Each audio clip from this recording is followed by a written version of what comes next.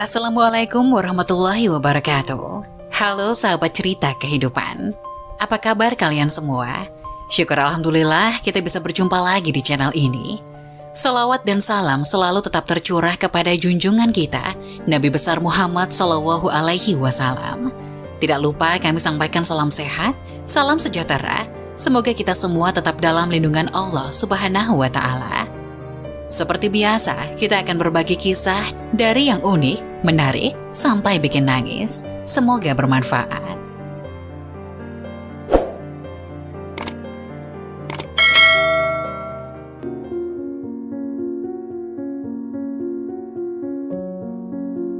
Inilah 5 tanda Allah sayang kepada hambanya. Untuk mendapatkan ridho juga agar Allah sayang kepada hambanya, berbagai macam cara dan upaya dilakukan oleh umatnya. Tak ada kebahagiaan yang paling diimpikan oleh manusia selain dicintai oleh penciptanya Allah Subhanahu wa Ta'ala. Berbagai cara dan upaya kita lakukan supaya bisa mendapatkan ridho dari Sang Pencipta, baik itu dalam ibadah aktivitas, bahkan dalam hendak tidur pun kita selalu ingin mencari ridho Allah Subhanahu wa Ta'ala. Hal tersebut kita lakukan semata-mata untuk bisa mendapatkan perhatian dari Sang Halik.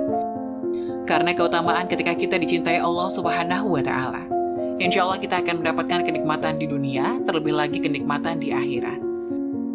Rasulullah Shallallahu Alaihi Wasallam pernah bersabda, apabila Allah mencintai seorang hamba, maka dia menyuruh Jibril, sesungguhnya Allah mencintai fulan, maka cintailah dia.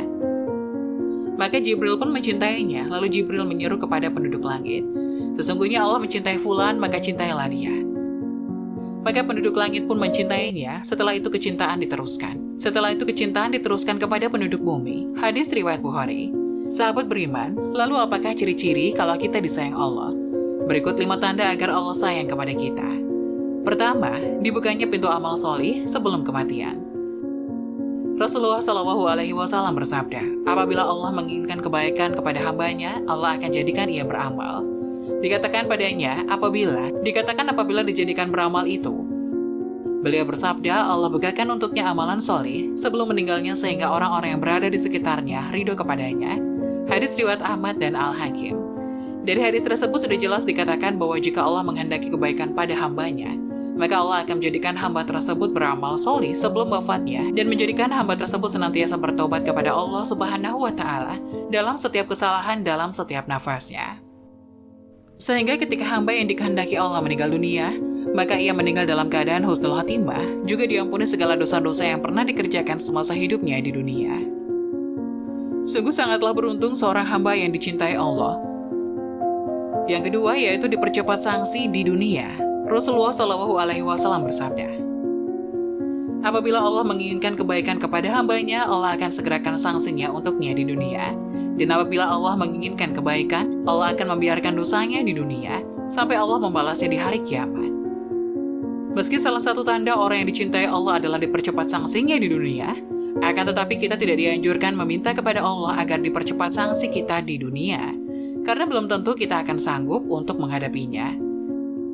Dikisahkan dari Anas radhiyallahu anhu, Rasulullah Shallallahu Alaihi Wasallam pernah menjenguk seorang lelaki muslim yang sedang sakit sampai kurus dan lemah seperti seekor burung kecil.